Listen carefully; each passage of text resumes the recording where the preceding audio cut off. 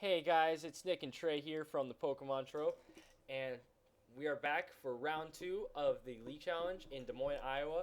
This was a standard tournament, and yeah, we'll just get right into the game. All right, guys. So we actually on the left have Nick Robinson, our own member of the trope, and so he gets to commentate with us on his own match. So we get to see his viewpoint when he was playing. So that's pretty neat. And then we have Peyton Walker on the right. So, I on the left am playing Night March in the standard format, while as Peyton is playing Seismitoad Manectric Bats. So yeah, this is a pretty interesting game. Um, So we do the coin flip. I believe I went first. Yes, I went first in this game. So I did win the coin flip. I decided to go first because I have some pretty fun techs to use to help me go first. Yeah. So both of us mulligan right away, and I see like Headringer and stuff in his deck. I'm like, okay. I mean, Headringer's not going to do much to me. I guess it makes it so that Shaman can't attack. But I also do play a lot of OCX in this deck, so that could be weird. But, just for donking purposes, not really much use of it after that. But, yeah, this is kind of a weird matchup.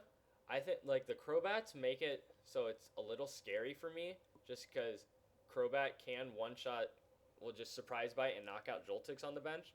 And you do have to attack with Night March Pokemon.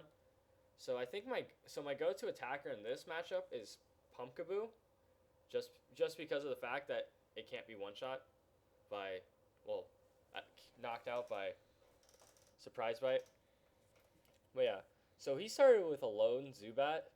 So I thought, maybe I can try and get a Latios Donk this game. That'd be a lot of fun. But yeah, I start with a Battle Compressor and just get rid of some Lampents. Pretty standard start for Night March. And I just take another quick look through the deck just to, scan through, see what I got. Yep. Yeah, I'm actually pretty excited. I didn't actually get to see any of Nick's matches because mine took so long, and I went to time almost like every time. And so I'm actually pretty excited to watch this match and how Nick plays Night March because I really didn't get to see you at all play Night March. So I'd like to see how that Latios comes into play. And But yeah, I played a Professor Birch. I do play one Professor Birch in the deck for some nice shuffle and draw. I didn't attach anything because I knew that I would need an energy attachment and a muscle band to get the knockout with um, with Latios EX. So I did get Shaman off of that uh, whatever. That Shaman. No, the Birch for 4, whatever. I don't even remember what I was trying to say. But yeah, I did not get the what I needed to get the Latios. I believe I still needed the actual Latios itself and the psychic energy. But other than that, I had the switch and the yeah, I had the switch, well, the escape rope, I guess, and the muscle band in hand. So, I tried. Kinda. I couldn't really do much to try and get it out. Yeah. But, so yeah, I just got 3 more Night Marchers in discard pile. Just got the last Lampent, and then 1 Pumpkaboo, 1 Joltik.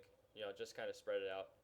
Then I just attached the Muscle Band, and I knew he was playing Seismitoad, so I did attach the Muscle Band and made sure to VS Seeker for the Birch in case he did get a Quaking Punch off. I wanted to make sure I played down as many items as I could. and he plays down that rough seas. He's gonna try to get rid of those dimension valleys. Yeah, Dimension Valleys are going to be pretty important in this matchup, especially to me.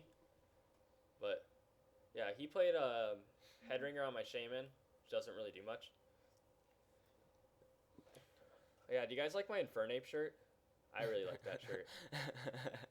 Yeah, it's got the Monferno kind of like higher up on it, and then the Chimchar inside of it. I think I like the shirt. Nick, we gotta focus on the game. Come on. But my shirt's so cool. To be fair, he wasn't really doing much. he was he was thinking about what he was gonna play. But yeah, he's gonna play an Ultra Ball. I believe he discards. He discarded Headringer Sycamore? and a Sycamore. Yeah. He must have another supporter than hand. I mean, unless I think so. I thought I just saw. I believe he gets a Manectric right here. Yeah, I do believe he does get the Manectric. I don't actually. The only other support I see in his hand is a Lysander. But I'm pretty sure he played another supporter this turn, or an actual supporter for this turn. So we'll see. I believe he does have the repeat ball, so I believe he does use repeat ball for the Zubat, another Zubat, which is a good play. I like repeat ball in bats decks, just because of how much it gets out. Oh yeah, I was looking around to see Trey playing because I knew that the only way I was gonna have any chance of winning this tournament is if Trey played Paul, who if you guys saw round one, because Trey, do you want to talk about what you were playing? basically, I went in. Kieran built me a deck, and it was a Aegislash Vileplume deck. So I was going for item locks, basically the entire time, and then I'd attack with Aegislash. It was built to beat Night March and Vespiquen. Just because it makes it harder for them to attack me because they can't use a DC against my Aegislash. And I also played Miltank, just for a quick attacker, and then for 1 energy he can do 80 if I have my Vileplume set up and out. So that's basically what I was playing, and Nick did not like that very much. No, it made me really sad. Yeah. Oh, so Peyton actually didn't play a supporter this turn, so I don't know why he discarded the. I'm not sure why he discarded the Sycamore. Maybe I think he had a DC in hand, and he didn't want to get rid of it. Which I don't know. But yeah, I Ultra Balled for a Shaman. My goal was to try and Night March and get a Lysander to knock out that Manectric EX because I knew those bats.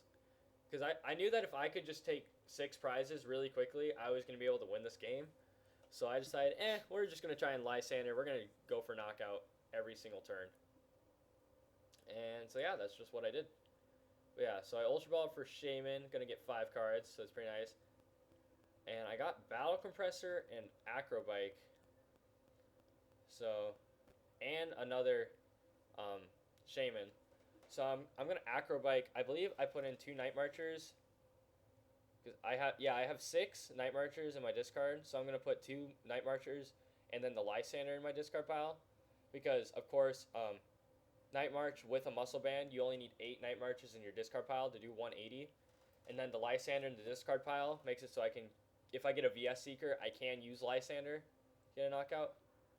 And yeah, I discarded 2 Joltics because of, like I said before, Joltics are going to be easily one-shotted by Crobats. Even a Manectric using Overrun can one-shot it. Seismitoad with a DCE one-shots it. Joltik is just your optimal attacker in this matchup. So I was just thinking, okay, I'm going to be attacking Pumpkaboo the whole game. But yeah. And I always put Night Marchers at the bottom of my discard just so that it's easy to count them. But yeah. I believe I just play out a bunch of cards. Yep. Use Acrobike to get another Acrobike. Just dig really far into my deck. I did need that DCE too. I forgot about that. I did need that. So that was nice to get off those Acrobikes. Then I just fill up my bench and I use Shaman. Wow. Nice play. Yeah, I digged really deep. And we're using Trainer's Mail. Gonna grab an Acrobike. I digged so hard for this Lysander. You guys don't even understand. I mean, you're gonna understand after I play pretty much every single search card possible to get that Lysander. Yeah. One fun part about playing Night March is that my turns are so long just because of all the item-based draw and all the Shamans. So my turn just kind of goes however long I want it to go. So that's kind of fun. Yeah. And I do play the Acrobike before I play the... Ooh. Yeah, I do. Yeah, I had to discard a DCE. That's pretty gross. But I thought it was okay, considering the fact that I can use Bunnelby to get back DCEs. And getting that VS Seeker Lysander on that Manectric puts me so far ahead of the game. It's just too good. Yeah, I put a Muscle Band down because, of course, Seismitoad lock. And yeah, and I do have 8 Night Marchers plus the Muscle Band. Does 180, knocks out the Manectric EX. And I got a DCE and a And a Lysander Lysander. off the prizes, so... And those are perfect prizes right there. Yeah, those were actually perfect prizes. Puts me so that I can just... Oh, he did top deck a Sycamore, I believe. So that was lucky of him, actually. But, yeah, just Lysander up EXs is just so good. Ooh, he's going to play down another Manectric EX, and I feel like that's going to get Lysandered. Shh, they don't know that yet. No, but, yeah, just... Lysander is so good in Night March. Just so good. Yeah, he uses a Surprise Bite and puts 20 damage on my Pumpkaboo. I'm sorry that my dice are black and red, so you can't really see the damage counters, but I'll try to keep you updated on it. Well, we'll try to, I should say. Mm-hmm. I just feel like I'm talking a lot because this is, I guess my match. Yeah, and I really didn't get to see it all that much, so... Yeah. I have a lot of insights on what's happening and how the matchup works out. Mm-hmm. Yeah. So he gets another Zubat down. Zubats are going to be really good. Well, just Crobats and bats in general. So yeah, this turn, all I do is just Lysander up the Manectric. I didn't attach a DCE because I knew that if he could use Crobat to one-shot, just snipe out my Joltik. So, okay. Yeah, he originally promoted the Zubat, but then he asked to switch, and I was like, yeah, that's fine. It's whatever. Yeah. So he evolves into Crobat. And he could have knocked out your Joltik. Yeah. He put the 50 on the Pumpkaboo, which I thought was weird. You see, then he played his teammates, so I thought, oh, okay, he can get a Golbat out, put 20 onto the Joltik, and he can retreat to Golbat and actually use Swoop Across because of my Dimension Valley in play, and knock out both Pumpkaboo and Joltik while keeping an EX Pokemon out of harm's way. I was like, wow, that's actually a really good play. But I think he actually ended up getting like some form of Seismitoad DCE because he does use Quaking Punch on me this turn.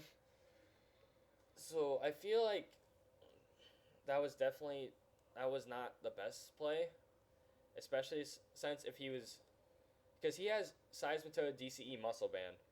So I feel like if he knew that he's going to use Quaking Punch, because Quaking Punch is a good option as well. But I don't think at this point it would be a very good option, knowing that you need to knock out one more EX and you have enough Night Marchers to do so. That's true, but it would have been a good option if he would have used the Crobat and knocked out my Joltik, because Quaking Punch still gets a knockout. Exactly. So if he would have done the 30 to my Joltik, that would have been kind of rough. I would have had to promote Bunnelby and spent the time to get